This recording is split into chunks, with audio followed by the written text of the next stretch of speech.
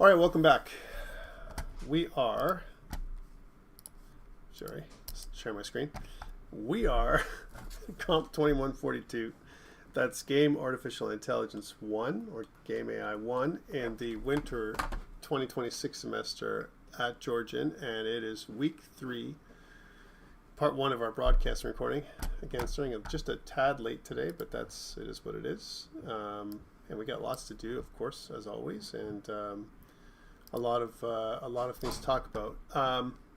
So just to look ahead in terms of all the things that we're doing. So again, next week, as I mentioned, week 4, assignment 1A is supposed to be due on Friday.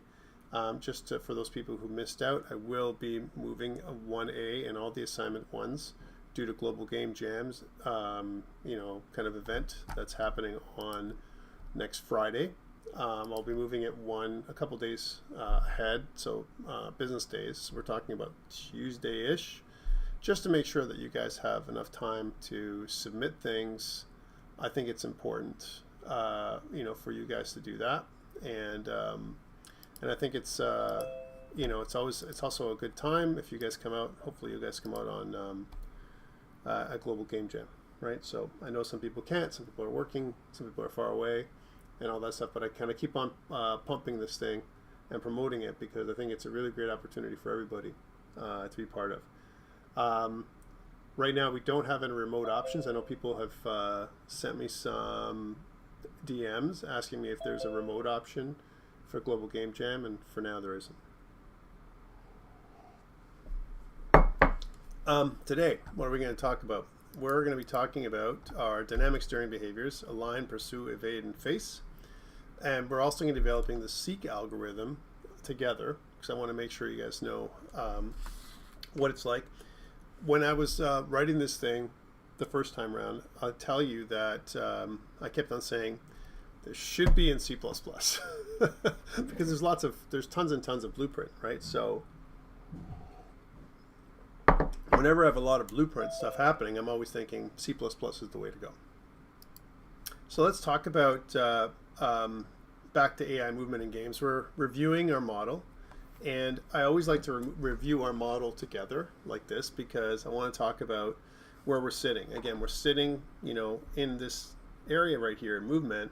If you think about it, where we have decision making, we haven't talked about that. We're not going to talk too much about that this semester. It won't be until third year when we start talking more about decision making and stuff like that as well with AI 2. But really, we're sitting right here. How to move is what we're talking about. And last time we talked about dividing up our world with division schemes into little squares, right? So a grid of squares. That's what we talked about. And I also discussed the difference between kinematic movement and dynamic movement. But I want to just review again dynamic movement, which is all physics driven for the most part. Again, positive about that is it looks really nice and smooth. Negative about that is it's less predictable, so difficult to test. Like, did it really do what you're supposed to, what you want it to do, as opposed to what the physics system told it to do? Whenever you give up control to a system, right, then instantly it's less testable. Not impossible to test, but less testable unless you build tools around that, compared to if it's something predictable, like when you're actually physically moving from one place to the other, which is what we're going to be doing. So I want to go back to steering behaviors, and we want to take a look at the stuff that we've already talked about. We talked about seek, flee, arrive, and wander last week, and this week we're going to talk about pursuit, evade, obstacle avoidance, and a bit of path following. So let's talk one more time about seek and flee, but let's talk about it from a dynamic perspective. So now what's happening is, if we're seeking an object, let's suppose I have an agent like this, and here's my desired velocity, and this, I'm looking over here on the red line, I'm looking this way, but I want to look over here, I want to go in this direction. The steering algorithm is going to take me up this way, okay? But I can't simply just turn really, really quickly. To be realistic, I have to have a kind of an angular acceleration that I'm going to be using. And one thing that's going to happen also is I'm going to accelerate from 0 to max speed, whereas our model is we're max speed right from the beginning. We have zero acceleration. It's like we're going at 100% speed immediately, right? Which not as realistic as an example. Okay, so that's seek and flee. Flee goes the other way around, right? So one thing to note, we'll talk about flee later, is if I'm seeking towards this target, if I'm fleeing, I'm going in the opposite direction. So if we actually extend the line, the vector, when it comes to the direction of where we want to go, if we just go this way instead, as an example, then the result in terms of where we want to go, the desired, this is the desired velocity. Well, our steering behavior is going to be almost the exact opposite in terms of where we want to go. We want to go in this direction. Okay, so just letting you know, that's how flee works, the kind of an opposite direction. Seek versus arrive. So one thing that we know is what seek does, it does this. It kind of swirls around over and over again until we get to that point where we're arrived. Okay, and when we arrive, we stop.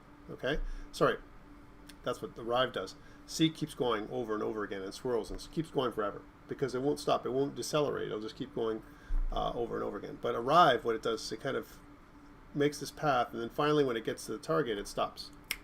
And it does that in a way that it decelerates after a time. So that's what happens. Seek overshoots the target, whereas arrive keeps slowing down.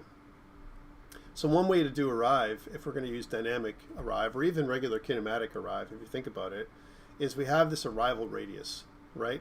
And the arrival radius is like, if this is my agent and I'm going towards the target, then we have this area that's around the target, which is the slowing radius. As soon as my agent penetrates this radius or overlaps with the radius, then we trigger a slowdown algorithm, so it starts decelerating us until we stop, right? In fact, I'll tell you this, my friends, as we talk about AI and movement in AI, things like avoiding crowds, as an example, when your agent is kind of trying to move in a direction and then avoid hitting other agents, right?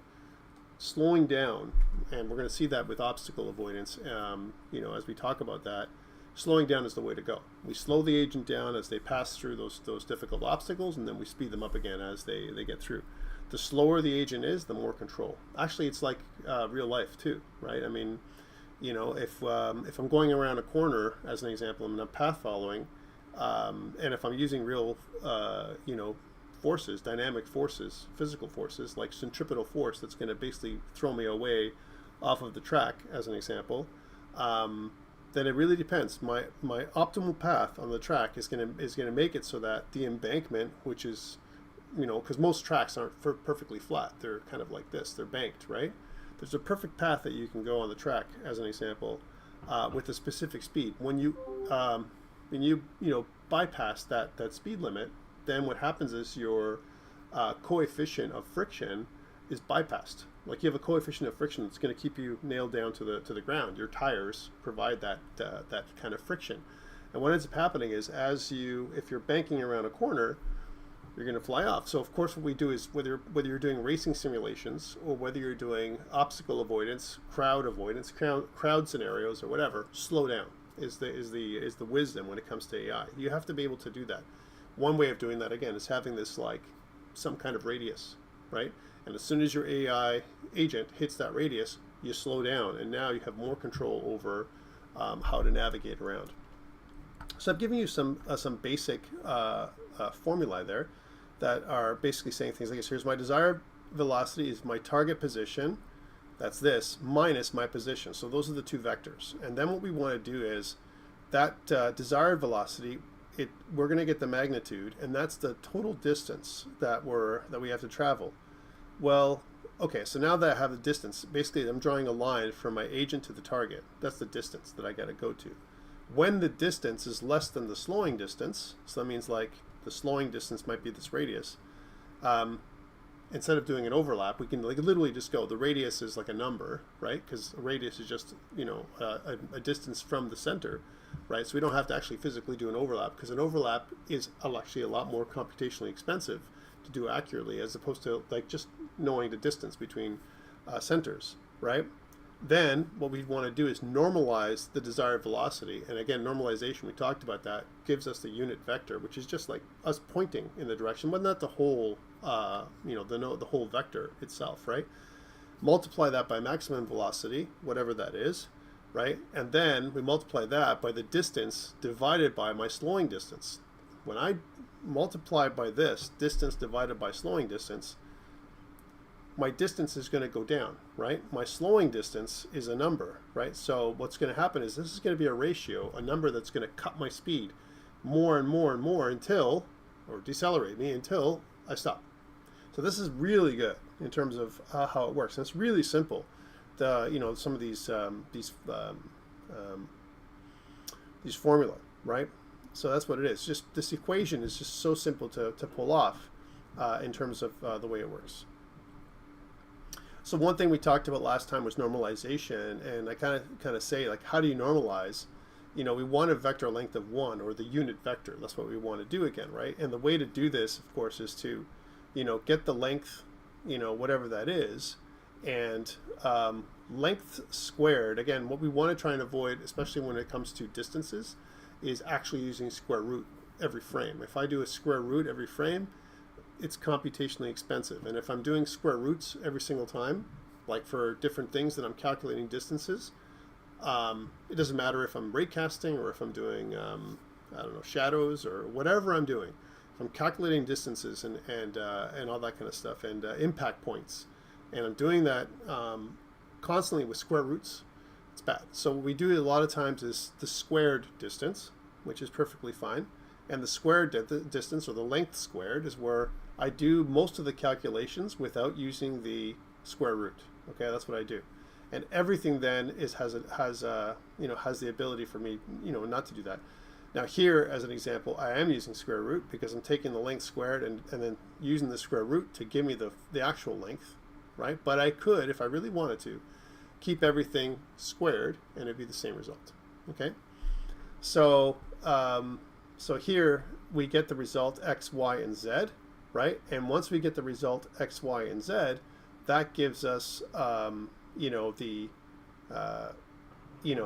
x divided by the length. Every component for the length squared, x, y, and z, we can just divide it by the total length, right? And now what we're going to get is the unit vector in the specific direction in 3 dimensions.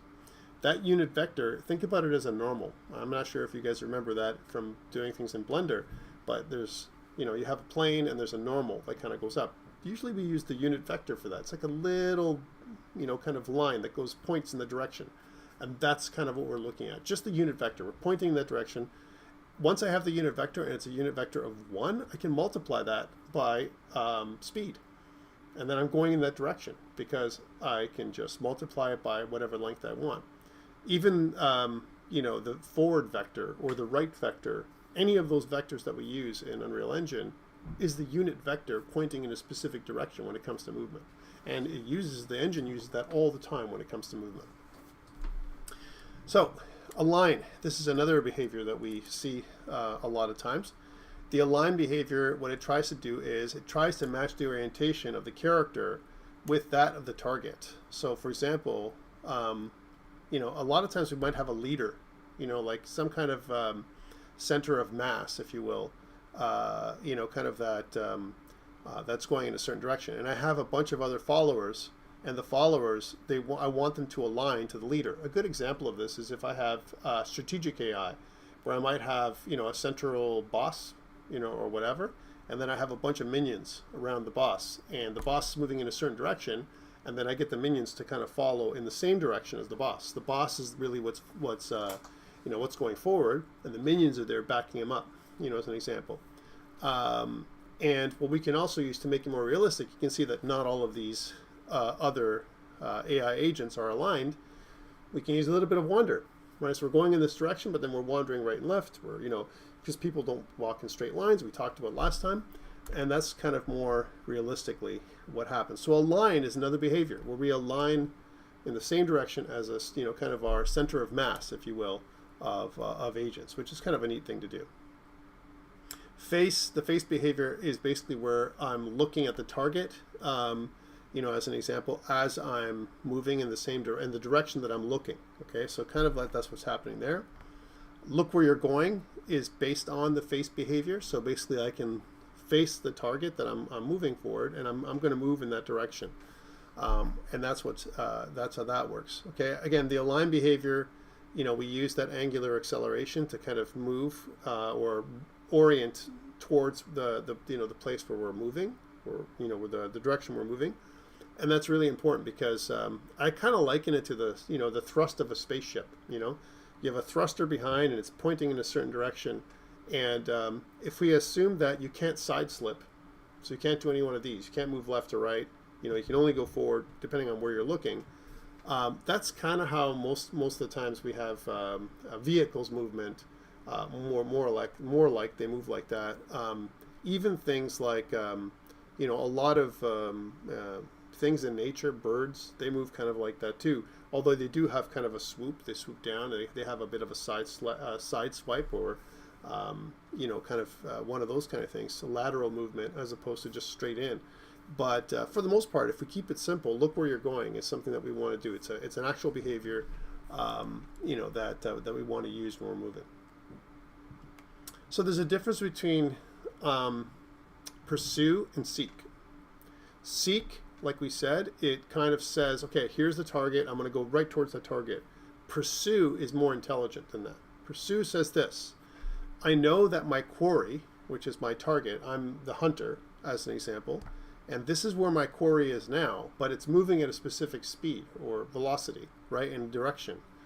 Once I know that my quarry is moving at a certain velocity, I'm going to pre-compute where it's gonna be, right, in the future, right, and then I'm going to steer towards that direction. That's pursue. Much more intelligent, more dynamic movement. Also, it's the same thing when it comes to orienting our direction when we're firing at a moving target, that kind of stuff. We know that if I just do this the entire way, I'm probably going to miss. But if I know that the target's moving over there, and if I just wait until they get to their, to that location, that's the future direction, then I can snipe a target much easier than if I do one of these, right? Moving target is more difficult than I'm just waiting for them to come into my sights. So it's kind of the same thing with pursuit, except this way what we're going to do is we're calculating where it's going to be. Evade is very similar to that. I know that they're chasing me, right? And I know they're coming right at me this way. So what I do is I move in the exact direction. I know where they're going to be, and I'm going to move, away from them. I'm going to flee where they're going to be, right? As opposed to where they're coming. It's much more, interesting way of avoiding. So I think it's pretty cool, right? A little bit more calculations in terms of how it works, but usually thinking about the target's future position, whether it's a chasing character or something else like that, makes it so that the AI moves more intelligently. Separation. We talked about alignment, right? But sometimes what happens is, I'm not sure if you guys ever played a game like where you're playing a 2D game and you have like these enemies and they just cross over each other, like as if they've got no collision detection whatsoever. Usually badly written, or less. Maybe that's the way the style of the game is, where you don't care. More realistic movement keeps some kind of separation away, almost like a little buffer or a bubble around your AI agents, so that they don't bump into each other. So this idea of separation is they look at a central agent, if you will, like kind of in a mass. Look at almost like the center of mass, using averages in terms of location. So let's say I have a bunch of these agents all over the place, and I have an agent in the middle. I use that agent to separate myself out from the other ones, and I have a minimum distance, a radius, if you will, that I have, and then that's what I do. And from a crowd simulation perspective, it makes it so that like normal people, we don't normally bump into each other too much. Sometimes it happens, but we definitely don't overlap each other, like go through each other. That doesn't happen. It's not realistic. So that's what separation analysis do. So we have alignment and separation. But one thing we also want to do is we don't want to be too far away. So we also have cohesion. So sometimes what happens is as agents move around, they get too far away from each other from the central group. And what cohesion does, that behavior, is it pulls agents back in together from a crowd simulation perspective. Again, I'm thinking about like strategic AI, where you've got a bunch of minions in there, or a bunch of, guards patrolling, and they're patrolling in a patrol pattern or something like that. And they're kind of closer together. They're not too far apart, because the farther apart they are, then they're not in that group anymore. And they're not as effective as, when they're clumped together. Although clumping is also bad, especially when you use some kind of area of effect attack, and, hit them all at once. But that's kind of what it does. So cohesion uses this idea of a center of gravity again, where we want to kind of stay close to each other. So they almost have another buffer, another line outside the bubble. The bubble that says the first one, which is separation. We kind of push people out. We don't want them too close. And then there's another layer on kind of farther out, which is this cohesion, which is like, okay, let's press people back in. So it's almost like this, like, I don't know, a zone that these agents that are following the center of mass move in and out of, to kind of make it so that from a crowd simulation perspective, they don't smash into each other. And they're all looking in the same direction, and that's alignment. So they have those three kinds of behaviors all working together. Well, what this creates for us is the ability for us to do some flocking, and we'll talk about flocking in a second. Collision avoidance, there's two types of avoidance. There's collision avoidance and obstacle avoidance. Collision avoidance is when two agents are moving. Okay, so this is something that you have. There's one agent here now, and there's another agent here now, and you can clearly see with their current velocity. We can pre-calculate the fact that there will be a collision in some point in the future. So of course what we want to do instead is we want to avoid collisions, and a lot of ways to do that is to slow down. If we can cast in front of us some kind of ray and or a swept sphere, if you will, in front of us, kind of like what we do when we were talking about yesterday with the interactable radius. If we can cast something ahead of us ahead of time, and we know at some point in the future we're going to collide, we slow down. And as we slow down, we can avoid collision and make changes to our trajectory. As an example with the AI agent, to change directions and do other things, as opposed to smashing into each other. Sometimes collisions are unavoidable, though, depending on how what the agent's doing. So that's collision avoidance. Obstacle avoidance is kind of like collision avoidance, but it's a little easier. And the reason why is because these obstacles are fixed, like a wall or a pillar or whatever, a building that you're flying towards or moving towards. So one way to do that, of course, is to steer away from a given location. But imagine if I have almost like this, a sensing ray that I'm casting in front of me, whether it's a box trace or sphere trace or something. I'm casting rays in front of myself. Again, almost like trying to divine whether I'm going to crash or not. And I can detect in this particular scenario here that I'm going to probably crash with both A or B and C, but I'm also want to keep my distance from A. So clearly what I want to do is I want to steer away. So notice that the steering direction looks like it's going to be this way, and I'm just going to draw here another shape here. So imagine what I want to do is I want to find this optimal path that's this, right? It's going to be far enough away where I'm going to steer away from B. So I'm going to steer this way away from B. And I also want to steer kind of similarly away from C. So here's where I want to go. And notice if I also steer away from A, right, because that's what I want to do with my path, you can see that they all point to this, like, line of best fit, if you will. Sometimes it's not a line, it's a spline, because you want to fly in a direction that kind of avoids these three obstacles. Okay, so for obstacle avoidance for you guys, because assignment 2 is about obstacle avoidance, you're going to do it, right? We're going to keep this much simpler than this. We're not going to have like multiple obstacles.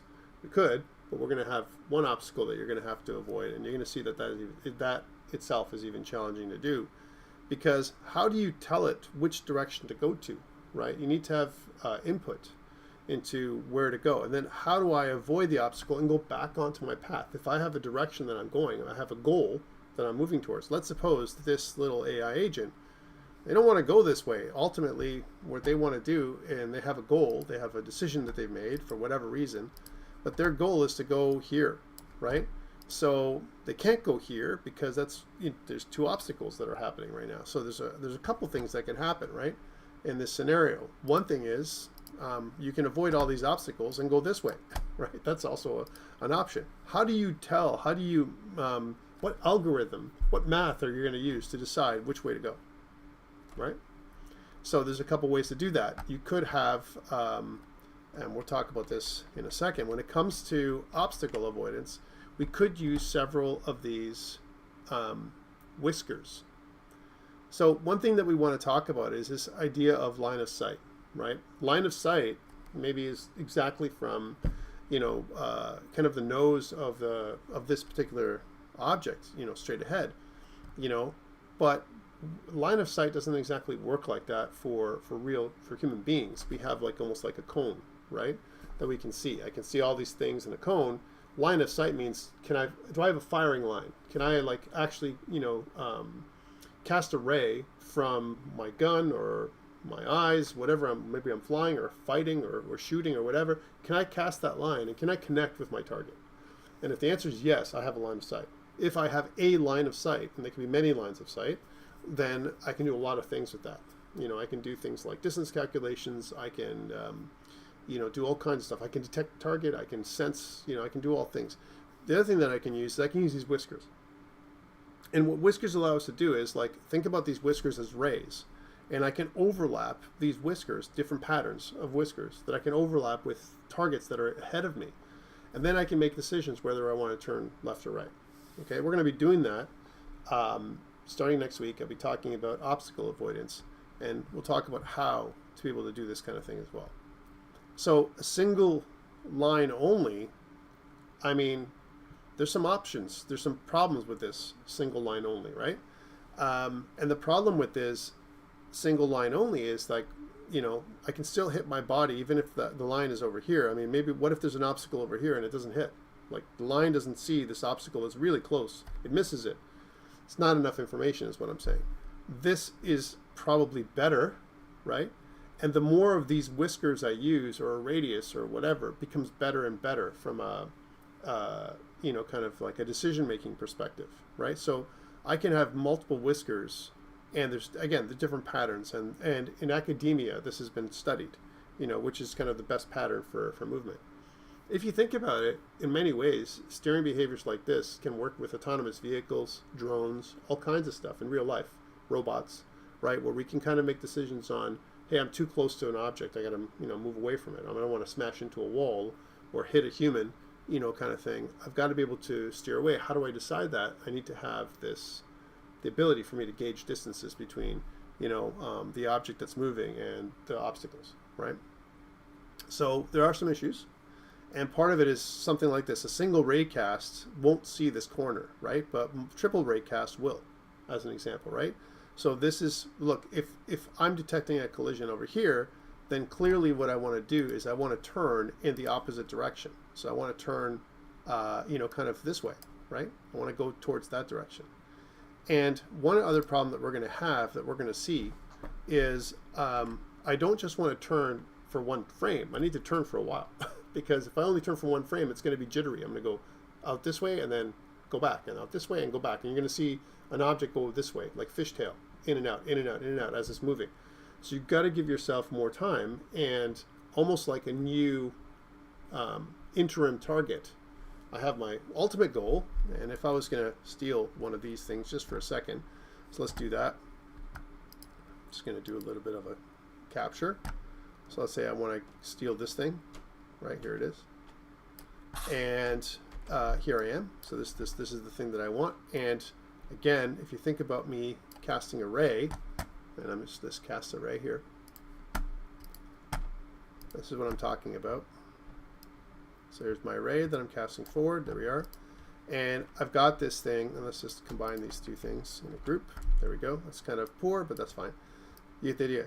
If I cast these things in array, and if I'm moving this thing in a specific direction, right, as an example, so let's say I'm moving, and I want to avoid hitting this box, so I'm moving this direction.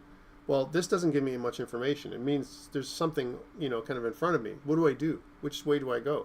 Do I know that I should turn to the left because this is a corner? I don't know. That's the answer. If I have more than one ray, if I just let's just add some more of those. So let's say add one here. Let's say the same distance, and I'm going to try and do something that looks fairly balanced, something like that. And let's add those to the group now, right? There we go. So now if I do that, and if I'm moving around, you know, I know I'm hitting something in front of me, but I'm not hitting to the right or my left. I mean, I'm going to choose some kind of direction. An arbitrary direction. Let's move left, or let's move right, as an example. So I turn to my right, as an example. And now I move forward again in the next step. And eventually I get to this point where I have information coming from this whisker that was a bad decision. I shouldn't keep going forward. Well, what I'm going to do is I'm going to rotate again and rotate again until,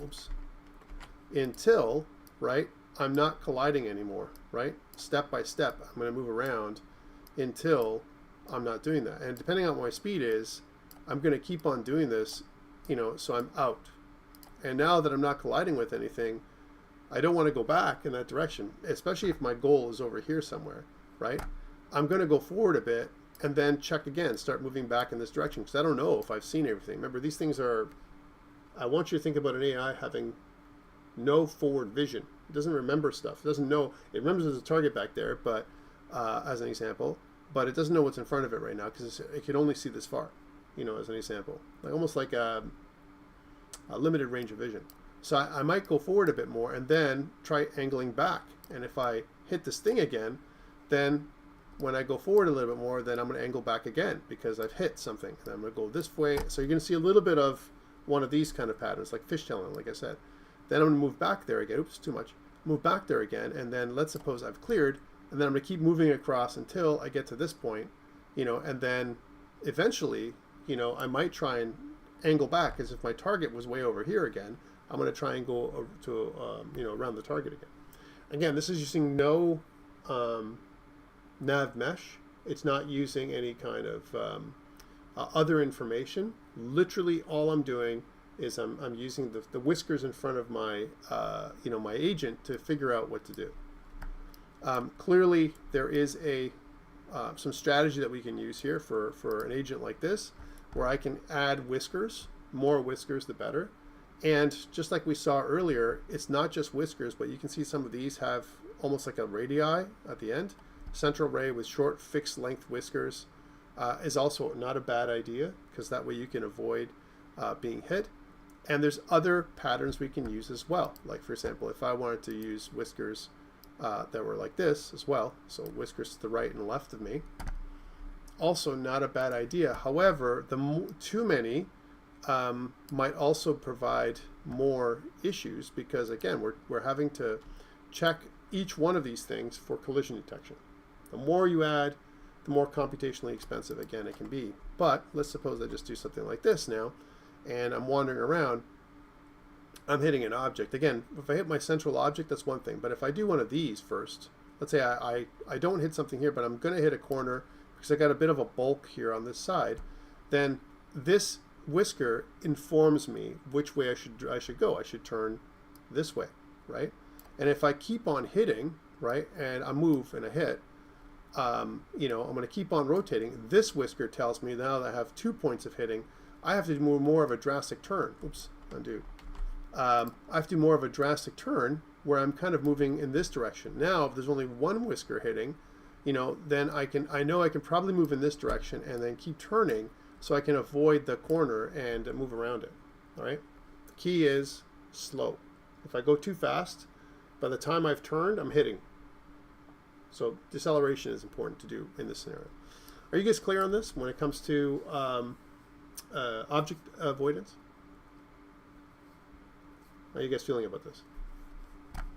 Understandable to some degree? Again, I'm talking high level, so it's the math is something I'm going to help with. But the concept is what I want you guys to understand, the general gist of it, because when we move AI agents around, you give them a formula to follow, right? A brain, an AI brain, and they're going to move in the way that you've taught them how to move, which is, hey, I can see this, avoid this, go around it, and without using any navigation mesh or any other information, right? Okay, so that's the idea here. All right. Yeah, you don't need this anymore. The next one is path following, and path following is interesting as well, right? So I want you to think about, I have, a car simulation, automobile simulation, or I have some other kind of simulation I'm doing with a vehicle that whether I'm flying or driving, or I'm in the water or whatever, and I have a path to follow, or I have a group of people that are following a road. Okay, group of AI agents that are following a road. So actually, autonomous vehicles do this all the time, and they do this by using something called lane centering. Okay, again, think about the behaviors we could use. What kind of behaviors do you think I would use if I was going to do lane centering, right? We've talked about a bunch of behaviors today, so can you think about behaviors that would make sense for lane centering for a vehicle, car? What do you guys think? So think about the previous behaviors. Just skip back up a couple slides. What behaviors would you use? Mario Kart. Nice, but I'm talking about from an AI agent perspective. Mario Kart, very nice. What behaviors would I use? Think about steering behaviors is what I'm asking about. Look where you're going, to look in the direction that you're moving. That's good. Obstacle avoidance, yes, because we don't want to hit the car in front of us, or we want it. But what about lane keeping? How do I stay in the lane? What do I do? How do I? What are other behaviors I can use? Align, absolutely, because you're aligning. And the other thing I'm doing is, I'm also doing, I'm doing cohesion, because I'm staying close to this. In many ways, to the spline. That's the center line that I'm looking at, let's say, as an example. And I'm also doing separation. I don't want to don't go too close to the line. I don't want to go too far away from the line. I want to go right in the middle. And that alignment, cohesion, and separation idea is something that we can use to follow a path, right? A lot of times what we can also use is this idea of I create a target, in the future. I'm kind of moving around the path. I'm following the spline, and then the next target is some normal from a unit vector perspective, a normal outside of the path. So every spline itself, every point on this spline has a normal, like some kind of a direction that I'm going from a specific point. So at this point, maybe the normal is this way. Then I can decide, depending on my speed and current direction, so this is the current direction of this one, what the normal would be to start following this path, right, as an example. And so path following is kind of interesting. It definitely gives me a new direction, and I can use seek, because I'm seeking towards that target. And what happens is the target changes, because as I approach the target, now I'm following a spline, there's another target, right? Almost like waypoints, checkpoints, whatever you want to call them, right? So we've seen those kind of things before, and so that's what I'm doing. I'm kind of following one target at a time, and then I'm following a path. I can make them do whatever I want, right? Without actually having nodes. I'm not going to have nodes. The nodes appear because those nodes are just, the path itself informs me what the next target's going to be. Almost like a smart path, if you will, or a road that tells the AI agents, hey, go here. This is the next place, the next place, the next place. Kind of neat. Path following, there's different kinds of behavior. You can see here you have an AI agent, and you have your seek output, because now this is the target that I'm going to go to, and you can see that this is the nearest point on the path, right? And what happens is, as it continues to move, this is my predicted future position, because if I go back to this, I'm here and I'm going in this direction, but I want to go in this direction. So then I'm going to continue to turn, to use my angular acceleration to move in a specific direction, following the path step by step. There are some weird paths that sometimes can happen, splines that can look like this. This is inefficient, right?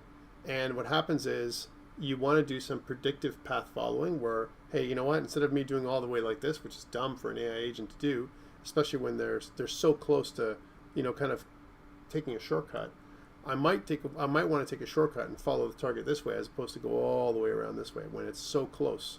The path is so close this way, and I'm going to go on this path anyway. So one way to do this is, as I approach, as I follow the path, if I detect another point in the path that's further on, if I have my sensors that can detect a point in the path that I can jump to, as opposed to following along the other way, right? As an example, I'd rather do that and take the shortcut if I can, than do one of these. And where this might be okay to go like this is if I'm coming from up here somewhere and then I'm joining the path down here, that's okay. Then you can follow this path down here. But if you're already coming up the path this way, then it might be okay in the different scenarios to kind of go off-road and, go this way as well. Different way of creating paths. Definitely line segments are almost good enough if you think about it, because if you put enough line segments in here, it becomes much more simplified to create a normal that comes out of a line, as opposed to a normal that comes out of a spline. Splines are more difficult to calculate than normal. Normals from a line, much easier to calculate, right? So, and this is almost good enough. Like if you think about how good this is, I mean, it's almost as good as this, as in terms of like precision, path following. So sometimes we have to think about, ways of reducing complexity in order for us to improve performance. Now, this is one of my favorite things to talk about. Hopefully, we won't get a cockamamie weird thing happening here with YouTube. So but I want to talk about this. Hold on a second. So we have flocking behavior. This is where it all comes down the pipe here at the end, right? Where basically what we want to do is, let's see if we can actually do this, be on YouTube and on YouTube at the same time. Come on. And can I? Who knows if I can. It's because I'm on YouTube and I'm on YouTube again. But this is a great little video to watch. Maybe I have to just go back to what I was doing before, which is back down here. And I'll just cancel the noise. So one thing is that we have this flocking behavior. So this is where everything comes back together, flocking and swarming, right? Well, we can almost do a little bird simulation or fish. It's an organic algorithm that comes out of our alignment, cohesion, and separation, right? Where we can kind of, and on top of that, we can have another flocking behavior where you can see groups of AI agents come together and they join a group. And then what happens is with their behavior, because they're wandering as they're moving, they split apart. So they split apart and come back together. And in this scenario here, you can see that they're also doing things like obstacle avoidance. So you see the red areas there, are obstacles. And they're avoiding the obstacles, and then when they come together, they kind of align with a leader, and they kind of form these little groups, which are pretty cool. So they really are neat, and if you ever try and do Boyd simulations, so B-O-I-D, Boyd's is what this is. It's kind of like something that people have been studying. It's not a new thing for a while. Let's see if I can actually get to it again now. So I'd like to show it to you a little larger than what we saw. Probably can't do it for some reason. You might be able to do it. I'll give you the link on YouTube, and then you guys can try this out at home, right? So you can see that link, and hopefully it's going to be a little better for you than it is for me, because I just can't seem to get the other YouTube going. There it is. All right. So that's kind of how it looks. It kind of looks really organic. That's one thing I really enjoy about it, where you have this organic look and feel of all this the stuff that we've been talking about so far, all these steering behaviors coming together, and it makes it so like it's really very interesting to look at. So where is this really great? Why do we care about flocking and swarming? Smoke simulation, particles, visual effects, where we want certain things to look in a certain way, more organic, water, all that kind of stuff. And you can add things like gravity. You can add things like, other ways of flowing around with obstacles, and they can look more realistic. Now you can see some of them are fairly jittery and they switch around really quickly and all that kind of stuff. But you can make it so that there's very interesting behaviors, patterns of behaviors that come out of flocking and swarming. So I kind of really like this kind of stuff. And hopefully it's interesting to you as well. I'm just going to move on to some of the things he has different simulations here that he does. Here's an example of flocking and swarming and obstacle avoidance all at the same time, and you can move obstacles dynamically, and they'll avoid the obstacle while keeping in this flocking and swarming thing. And he has a GitHub repo that he shared here that you can check it out. So really cool stuff. Take a look at flocking and swarming if you're interested. I think it's a really good thing to learn about. Especially when you want to do more advanced movement for strategic AI and use AI for other things other than just AI agents. questions around any of this stuff that we've talked about so far? So we've talked about other steering behaviors, and I want to talk about this with you because steering behaviors are in many ways at the heart of how AI agents move. Okay, how they perceive, the world, how they're able to move more organically, so they look realistic and they don't jitter as much. There are cheap ways to do this kind of stuff, and we can help the AI agent move, not just dynamically like this, but using division schemes. And so one of the things that I've got for you this semester is not only are we doing, kind of steering behaviors, but I'm putting you in a box. I'm kind of saying you must follow the grid, right? Why am I telling you this? It's going to prepare us for pathfinding. Pathfinding, we do want to separate the world, and we do want to find the shortest path, from one location to the other. And we're going to do that in the second half of the semester. But in the first half of the semester, it's understanding just how to move. So on that, then, we'll take a short break in a second. What I want to do is I want to start thinking about our project for today. So I'm going to go back to what we had done last week, and let's get to this. So here is me last week. We had week 2. I don't know if I did anything to week 3. I don't think I added anything to week 3, but I've created week 3. Let's see if I have things here. Yeah, here's our Git repository, and I'm just going to remove my Git repository here.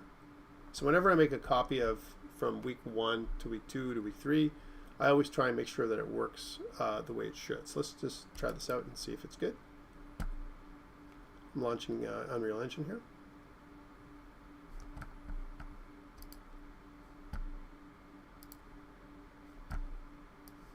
And you guys can do the same.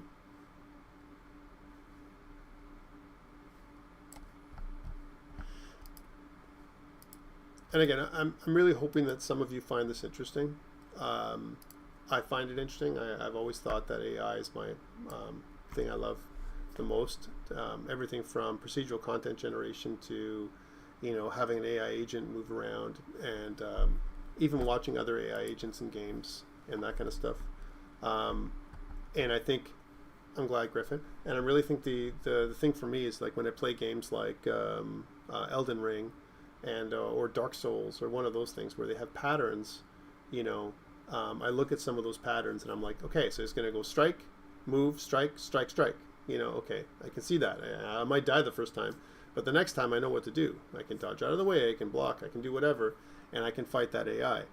When it becomes predictable, the AI becomes conquerable. I can beat it, right? And where it becomes really interesting is where the AI is fast and it has a pattern, but it can recover from the stuff that you do. It responds. It's a responsive AI.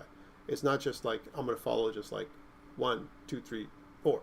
It's not. It's almost like not a beat, or whatever. It's got other things. Oh, you hit it. Okay, well it's going to stagger back. Okay, well now that you hit it, oh, now I'm going to do this. Or when it gets down to a certain health level, it's going to do something different. Rain World. Talk to me. What is Rain World?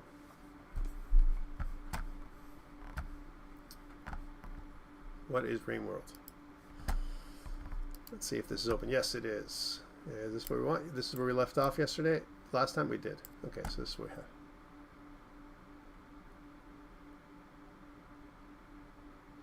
Procedural movement for enemies. Rain World. I'll take a look at that. I'm going to take a look at that. Thank you, Griffin. I'll look at that. Rain World. Okay. I'll look it up. So this is the stuff that interests me. And again, if it's too difficult, again, we want to make use of AI, my friends, so that it's challenging for the players, but not impossible to beat. If it's impossible for you to beat it, people will quit, right? And if that's the kind of game you want, and that's what you're making, if that's your audience becomes a little bit smaller and a little bit smaller. The more difficult the game is, the smaller the audience. And the other thing that happens is the earlier that they jump off that game and do something else, right? We call it abandonment when it comes to making conversions, like converting from a person who's looking to a person who's buying, or a person who bought it to a person who wants their money back, right? Because it's like, it's too difficult for the average person to play that game, so they were like, I want my money back. And then I think most places have the ability for you to ask your money back for a certain length of time, even after you've bought the game, especially now with digital downloads and stuff like that. So we don't want that as a company. If I had a game company with you, I wouldn't want people to like get their money back, like want their money back because the game is too difficult. Same thing with the game is too easy. If the game is too easy and it's boring for people, they're going to want their money back. This is a crappy game. It's too easy, or it's whatever, an asset flip game, or any of those problems that they have out there. And so what we want to do is kind of tweak the challenge so that the AI is good enough, tough enough, and scales with the player, but provides more challenge over time, and so that way the player keeps coming back for more challenge. And one thing that we want to do is most players nowadays, I mean, which one of us out there, you guys are out there, who likes the whole this power fantasy when you play, the ability for you to be really awesome and really powerful and sweep through enemies and all that stuff. Some people like that, the power fantasy. Right. So if you like the power fantasy, and if it's too hard for you, as an example, then the problem with that is you don't, if it's too hard for you, you're going to stop playing, right? But if the power fantasy is something that you like to do, like sweeping through enemies with some kind of minigun or whatever, or you have a kind of a slashing weapon, you can slash 3 or 4 players at the same, 3 or 4 enemies at the same time and take them all down, as an example. That's cool. It can be cool. And so that's the kind of audience you're looking for, then you want to reduce the challenge for the AI. If you want to make it the AI more believable, more realistic, you increase the challenge for the AI. Difficulty for the sake of difficulty, I 100% agree with you, and it takes a little bit of work, a lot of work actually, to figure out what that right thing is, and it takes play testing after play testing to say that doesn't quite feel right. It feels a little bit too easy, or it feels a little bit too difficult, or what, it'd be really nice if I had this mechanic, to help me out, or whatever, or a weapon, or give your player a bunch of options, so that they can defeat the challenges in multiple ways. So, yeah, I agree with you guys. So back to this. So last week what we did was we're going to go back down to the ground now again, because we're starting from scratch. And I want to talk about what we had before. So we had this, and when we play the game, it kind of zooms out to this level, and if I left click, I go one place, and if I right click, I go somewhere else with my target. So here's my start pawn and my goal pawn, and if I zoom in, I can see that they're pretty close to each other. And my goal today is to get Seek working. So if I press a button, then the pawn will march along and kind of go towards the target at the same rate of speed, and when it passes the target, it's going to loop back. I want it to go look where it's going and all that stuff. So if I'm here or down here, it's going to come march along. That's what I want it to do until it gets to about right here, and then it's going to turn in the direction of the of the target, and it's going to go right through the target and then kind of loop around, and until it comes back around, goes through the target again, maybe this way, and comes back around. It keeps looping over and over again forever. That's Seek, and that's what we want to do. Sometimes a game can help you circumvent difficulties with safety nets. I like it. Yeah, I mean, I like all these little things that we were talking about here because it makes it so that there's more replayability. I mean, how many times have you guys done a run? Run through a game. I run through the first run through my game is terrible. I don't know what the hell I'm doing. I miss a bunch of stuff. There's a bunch of side quests I miss out. I get killed by enemies a lot. I don't know where they are. I get surprised. All this kind of stuff. But then my second run through, and games like, for example, Bloodborne. Again, I like From Software a lot. So I run through it, and I know there's an enemy that's going to jump at me from the right side there. So what I'm going to do? I'm going to dodge through it. And the enemy's going to miss me, and then I'm going to swipe back and kill him, as an example. Those kind of things, knowing where all that stuff is pretty cool. Yeah, completion is 56. I agree with you. It's a real challenge when you're playing a game that is like, you don't want people to people never finish. Sometimes also length of game in general, like when the game ends. Some people really love games that are long, like 600 hours, as an example, to finish the game with all the quests and all the side quests and everything else. And some people just want a nice 30-hour game. You get in, you play a few days, and you're done. Some people like that kind of stuff too. It really depends on the player, and you want to capture different play styles. And so one of the ways to do that is to have AI that you can tweak. You can go up and down. You can say, oh yeah, I want to play a hard game. I want to play more of a casual game. I want to play this. And the way to do that is to increase the damage the player does a lot of times. That's what Bethesda did with their their games, whether it was Fallout or Elder Scrolls or whatever. You can increase that or decrease the difficulty, and when the difficulty goes up, the AI becomes smarter. They do more damage. As an example, they get more aggro very quickly. They don't respond the same way. Their dialogue trees are different. All that kind of stuff, depending on the game.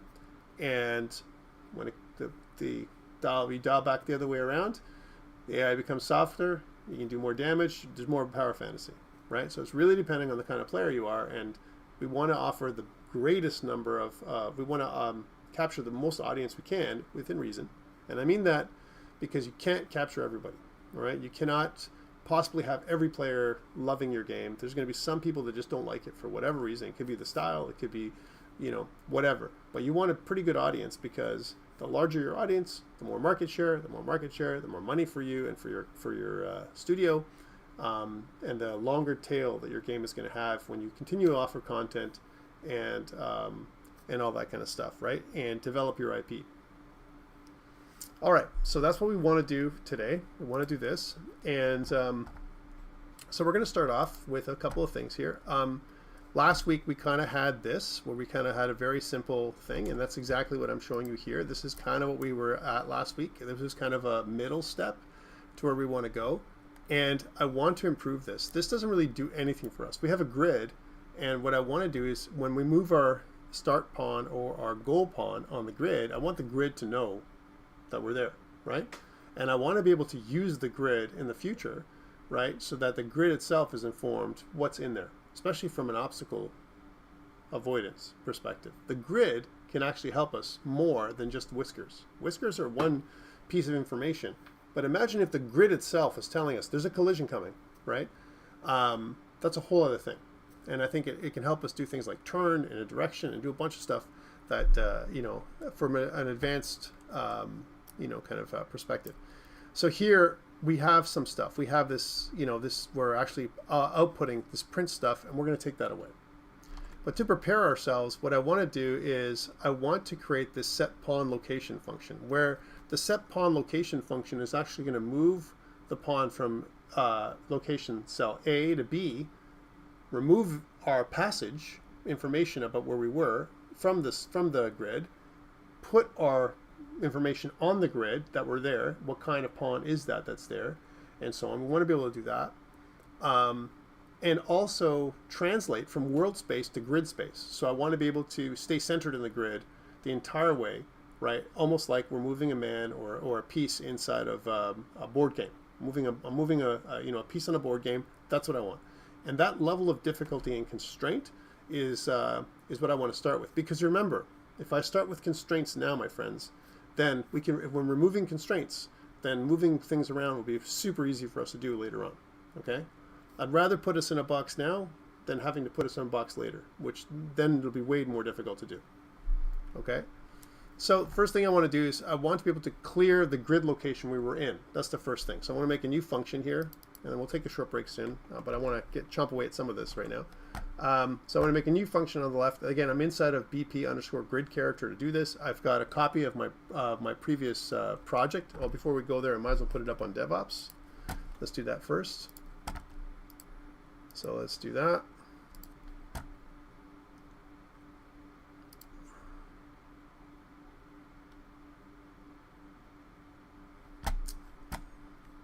There we go. And what I want to do here is I want to make a new repository. I want to call it COMP2142 winter 2026, and then it's week 3. Get rid of the add readme file and add it in. It's going to give me steering instructions, but what I need to do is go back to here and make a new repository. So I'm just going to do a git init, git add dot. It's not that big, so it shouldn't take that long. Git commit -m, initial commit, and then git branch -M main, and then right click and add in, no, not that. Right click and add in this stuff right here. There, so that we can paste everything up on our DevOps. By the way, I have been hearing some scuttlebutt about how you guys are frustrated with the DevOps stuff, that there's a limitation on how many things that you can do and so on. 5-person organization is a problem. So that's what Connor's been telling us. So he did talk about that with Wallace and everything else. So one thing that we can think about when it comes to putting together some things, you can use a combination of things. Definitely working in a large group of 10 people, as an example, or more than 5, which most of you are in that kind of situation, can be really challenging. And that's why I think you can be creative with our limitations. Again, this is the free tier that we're on right now. Once we go beyond that, and it becomes quite expensive to increase that from 5 to 10, even very much more expensive. So we're stuck with the 5 member limit, if you will, per organization. But you can be creative. And one thing that you can do is you can use a kind of a DevOps director.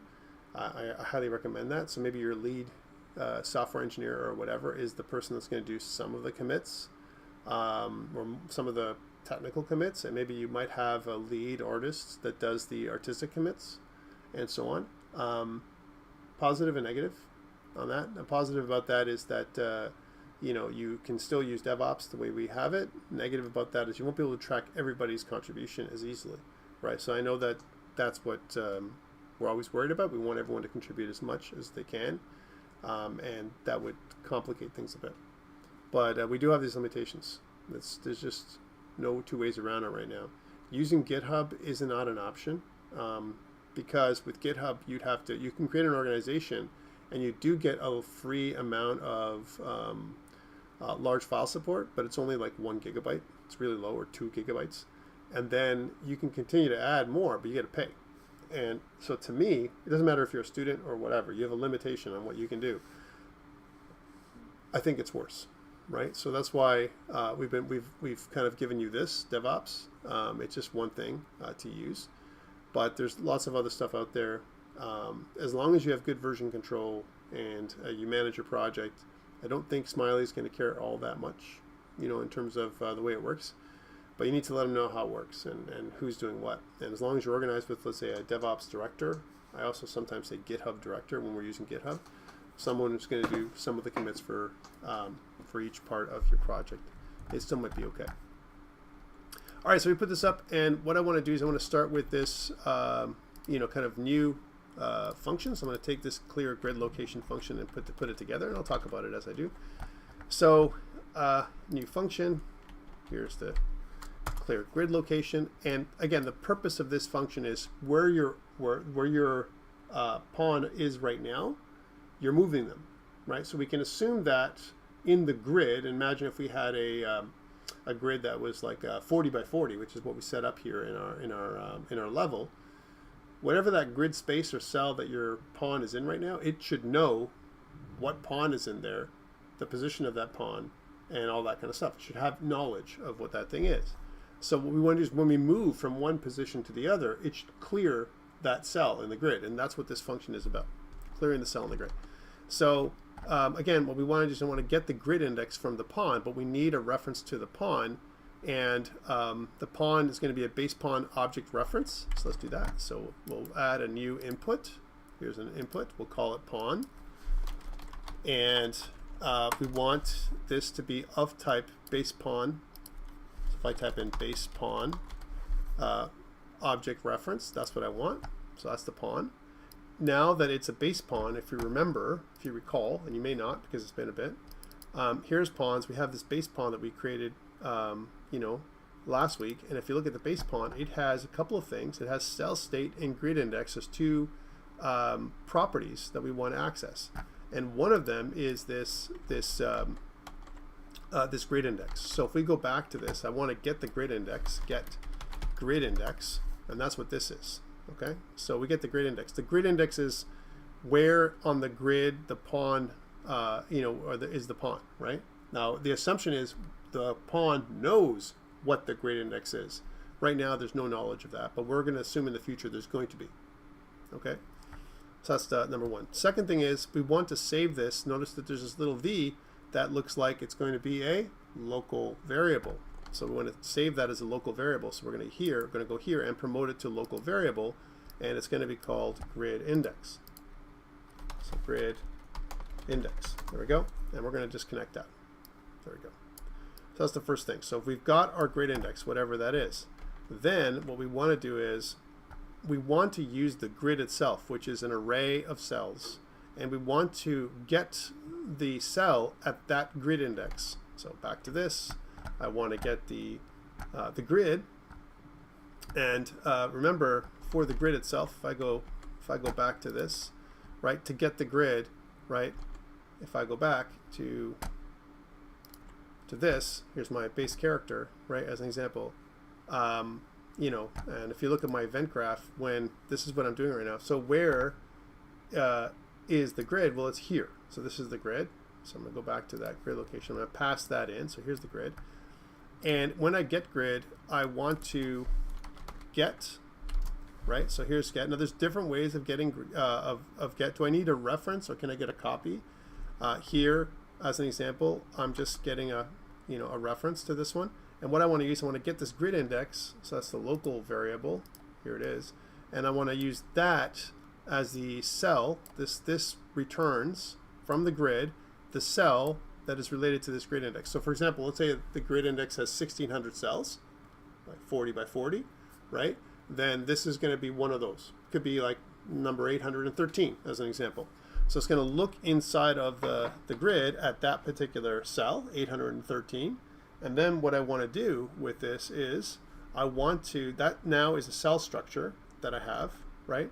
And once I have that cell structure, I can use break to do that. So interestingly enough, anytime you have something like that, notice it says break cell, but this would be whatever this thing is. If it was a grid of, I don't know, characters, then this would be break character, the character itself, whatever the thing is inside the grid. We have a grid of cells, so I'm going to break cell. Break cell allows me to break down the stuff that's inside the cell structure, or the struct that we created last week. So back to this, I've got all these three things. And then what we want to do is use the grid. Here's the grid.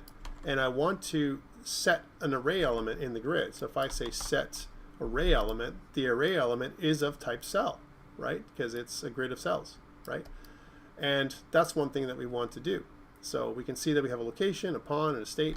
And notice that there's also, in the cell, the set array element in the grid itself, there should be a item location as well.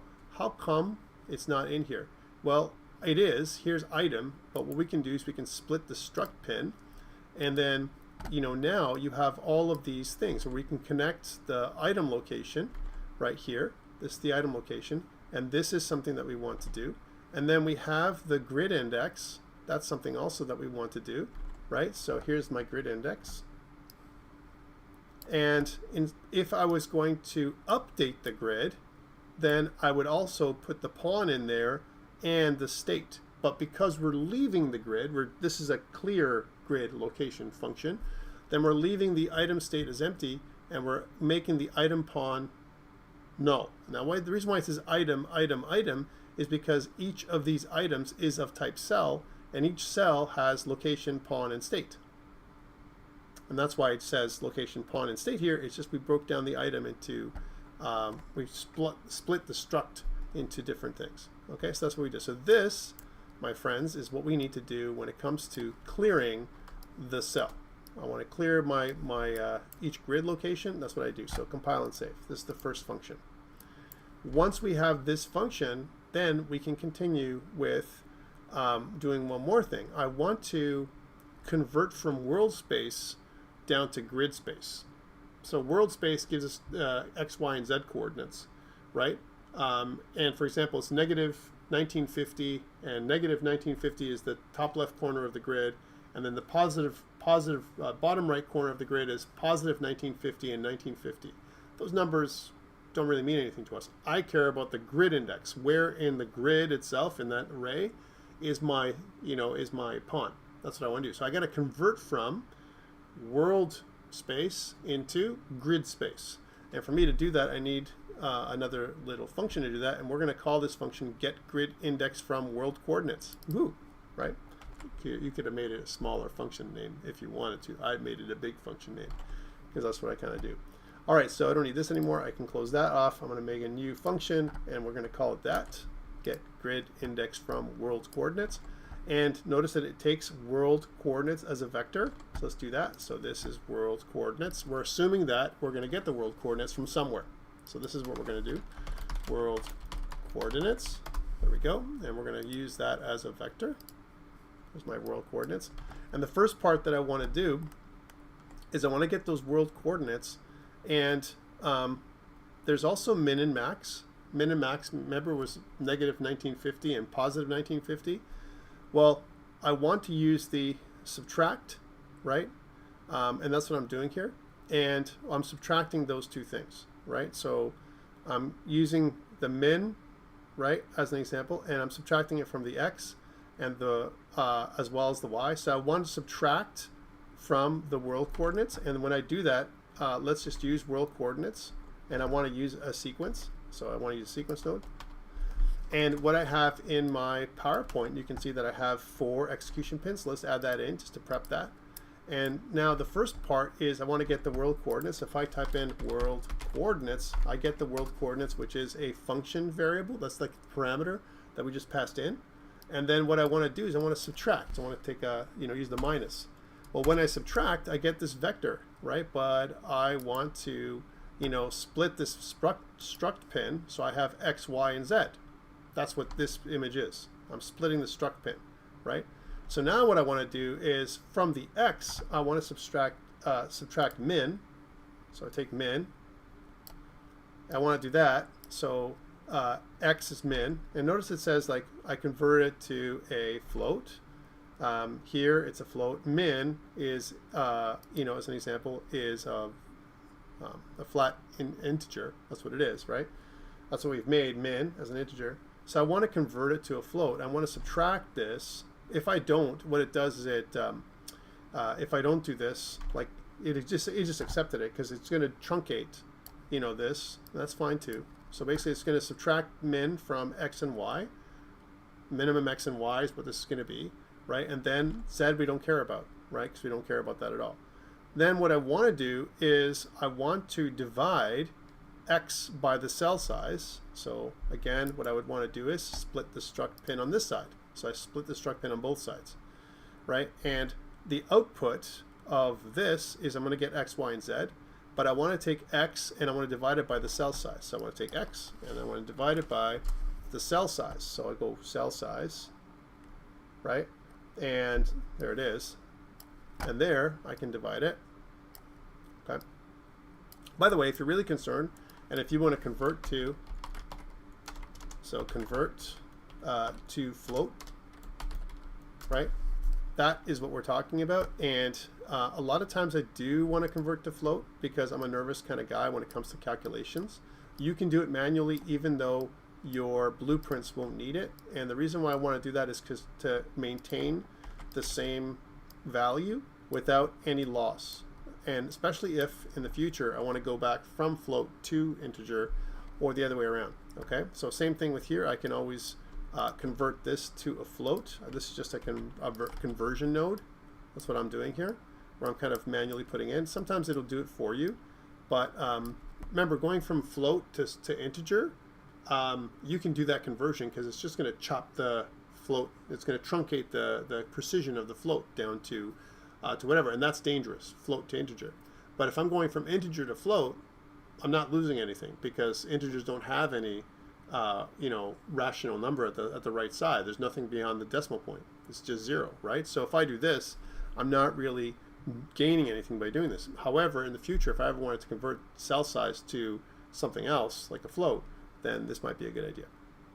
Anyway, so for now, we're just doing this. So So I'm dividing it by the cell size. That's what I'm doing there. And let's go back to what it was. Looks more like this. There we go. And what I can do that is do the same thing with my, with my y. So that's all I'm doing there. So convert that to, and why am I doing this division? Because think about what I'm doing. I'm taking the cell size, which is 100, and I'm taking my x and y. So let's say, for example, my world coordinates are 0, 0, right? If my world coordinates are 0, 0, which they wouldn't be, they'd be like 50, 50 is what they would. Remember, we snapped to the middle of the coordinate system. So 50, 50. 50, as an example, my coordinates, there it is. And I'm going to subtract from my x and y negative 1950 and negative 1950, as an example. So that's what I'm doing there. Then what I'm going to do is when I subtract those things, I'm at some weird number like negative 1900, right? Because that's my minimum. I'm subtracting negative 1900. But because I'm subtracting a negative from a negative, so I'm saying take the negative of the negative. I'm going to get 1900, right? So that's going to be whatever that is, right? 1900. And then if I take that, the result of that 1900 divided by the cell size, I'm going to have a division, a number that I'm going to get, which is what I want for x and y, right? And that's what I'm doing there, okay? So that's what's happening. Now I could have also programmed this differently, where I use the same cell size and plugged it into two places. I've kept it separate, okay? But I could have done that. I also could have made a little function for this little part right here, because it's the exact same part, as you can see, right? Now I want to set my x index and my y index, and notice that they're local variables, x and y, and notice also the color of these things, right? The x index and the y index, as an example, are both integers, and I'm going from a float to an integer. So let's make those two local variables. So this is the y index or x index. There's x index, and I'm just going to make this into a integer. And by the way, I'm saying integer 64 here, but only because this is integer 64. But it could also be just an integer. So if I was to convert this just to an integer, let's see the difference between the two. There's x index. Let's make sure it's named properly. X index, right? X index. Well, I made it differently before, but that's fine. And then y index, x index and y index. So for the x index, I want to set it. So I want to do one of these. If I do this, then it converts to this, and it says truncate. So I truncate from, look what happens, right? It goes from a float, which is what this is, a float, right, into an integer, and it just truncates. So that's something that we can do. Let's try this again. If I convert this to integer 64 for a second, let me just do that change. And instead of using truncate, will it do truncate again is the question, right? So if I go to set this, will it do truncate again? And no, what it does instead is this, which is converts a float to an integer 64. So this is a way of doing it. The other way is if I go to integer 64, right? So it goes from a float, to, or a double, to integer 64, and that is okay as well. And I think, whether the symbol looks different, because this is what it used to be, now it's here, it does the same thing, right? Which is what we want. Okay, that's x index.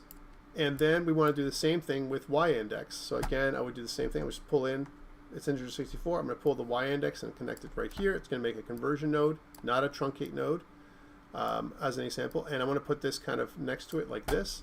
And now that we have that, we can finally convert all of this. And what we get is, I could have done this in 2 lines if I wanted to, lots of ways of doing this. What I get is a conversion from my world coordinates to x and y coordinates that I'm going to continue to work on. So what this does, I'm going to add a little comment here for you. What this does is it derives the x and y components from my world coordinates. That's the first thing we want to do. We don't care about z. So derive x and y components. Excuse me. So here we are. Okay. After this, we're going to take a short break after this little function because there's more to do. The next part is I want to compute my snapped coordinates. So what are my coordinates on the grid? I'm snapping from world space into grid space. I'm limiting.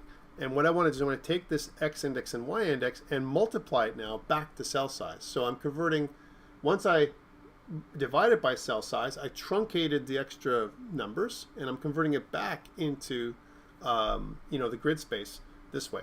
So here I'm going to take the x and the y, right? And those are the local variables that I'm using. And what I want to do is I want to multiply it by cell size. So multiply it by cell size. So when I go grab this again, here's cell size. And you can see that this is okay, right? There's no conversion necessary because cell size is an integer. These are, integer 64s. It's not a problem. Okay. Integer 64 is able to carry larger integers, and that's something that is okay as well. Okay, more precision, basically, is what it is, and more the ability for you to carry more. Here we go. So we got those two things. So once we've done that, then we want to create a vector. So I want to, if I type in make vector, I get this vector x, y, and z.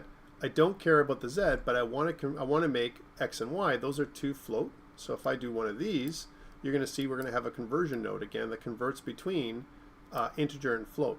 Same thing with this one. All right, so that's what we're going to get there. And once we've got our vector, now we have our vector in grid space. Okay, and what I want to do here is I want to add back in. We subtracted it to get a number, but I want to add them back in, and this way we're going to get back to that whatever that cell was, right? When the point of subtracting it and adding it back in is we scale the vector back into grid space. So let's do that. So I'm going to grab in, and notice that again this is just a value and we're adding, so I'm going to just go plus for this. Here we are. And again what I want to do is I want to split the struct pin right here, and then what I want to do is I want to get this min and add it on back to what we just calculated here for our x and y. So get that min and then add that in, and then min and add that in. And just like we did before, notice that we had these conversion nodes because I want to convert from this. I'm just going to grab that and put that here. And I'd rather do it this way because I want to make sure that future fit, if I ever want to go the other way, I'm going to have a way of getting there without having to do much modification to this project. And that's why I did this. Okay? Now, do I need all these conversion nodes? No, not right now, but maybe in the future. And that's why I'm thinking about it the way it is. So now that I have this, I can output my snapped coordinates. And snap coordinates, notice, is a local variable that I want. This is the first two lines. So snap coordinates is what I want there. I'm going to promote this to a local variable, and we're going to call this snapped coordinates. So this is kind of, if I can actually type properly, I'll just type it over here. Snapped coordinates, right? Snap coordinates is what I want to compute, because those snap coordinates are the coordinates in the grid. So this is x and y coordinates in the grid, right? We don't have a grid index yet. We still have to get that. So this is compute snapped coordinates. So that's x and y. I can't type coordinates. Saved my life today. There we go. All right, and I'll put a little reroute node in there to make it more digestible. Next, once we have that, then what we want to do is we want to compute the grid index from the snap coordinates, right? So we have our y index and our x index, and what we want to do is we want to add in, right, the row number, right, to this one. So that's what we do. So this right here, this little computation is basically using a one-dimensional array, and but using it like as if it was a two-dimensional array. That's what we're doing here. So again, I'm taking the y index. Here it is. And then what I want to do is I want it multiplied by the row num. So multiply by row num. Here it is. Okay. And once we have that, then this is how many we're moving, and then what I want to do is add in the x index. So this is the column number, right? So this is the x index. So that gives me the row and column is what I'm doing, and what this is going to do is going to give me, taking the x and y coordinates, I'm going to use the x and y coordinates to get the index, row index, in a one-dimensional array. Okay, that's what I'm doing here. And then I'm going to get this as the computed index. This is what I want. So this is my computed index. I'm going to promote to a local variable again. You can see that this is a local variable. So promote to local variable. We're going to call this computed index. There's my computed index. We're almost there. And I'll put that together.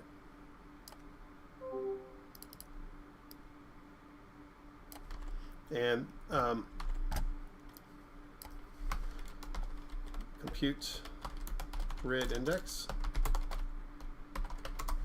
Okay. And you might be like, Tom, this is like, why do we need to do all this stuff? You'll see. Because we're going to use this function over and over again, not just now, but even the second half of the semester.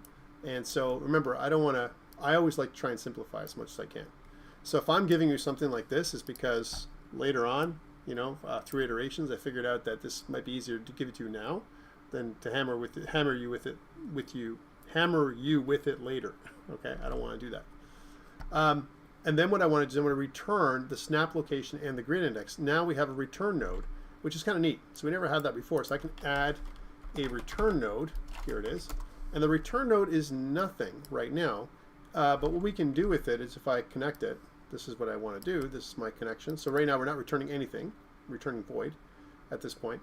But I want to return two things. And I want to return my snap coordinates. So we're going to call this the snap location. An easy way to do this is to pull snap coordinates in and then just drag and drop onto the return node, and it kind of creates that snap coordinates. We'll call this the snap location. Right? This is the snap location. Undo. This one, I said, is the snap location. I'll be all right. Here. And that's what I want to do there. And then the other one is the grid index. So computed index, which is this, I want to return out, and here's computer index, and I'm going to return this instead of computer index 1. I want to return this as a grid index, which is going to be just an integer. So I don't want this. I can convert this. This is undock this for a second. I can convert this to a integer, regular integer, right? And we'll call this the grid index. So I'm reducing how big the integer can be now back to grid space, right? So I'm going to do one of these, and it gives me this little conversion node, and this returns out the snap location and grid index. So return snapped location and grid index, which is what I've done there. And without further ado, what we want to do is we want to take this large looking function. By the way, it's where I go back to, would it be better if I made this in C++ and convert it into a pure function? Okay, so a pure function will not require a execution pin, right? It just returns a value. So really what this is a utility function for us, where I get input, I get my world coordinates, and output I get two things: my snap coordinates, which is x and y, and my grid index, which is what I want. And once I have that information, I can use it in multiple ways going forward. So this is what I wanted to do, and now I haven't been able to test this yet, but this is my function. This is what it should look like. Compile and save. And once I have that, let's put this up on DevOps and take a short break. So again, git dot git commit -m, and we'll say added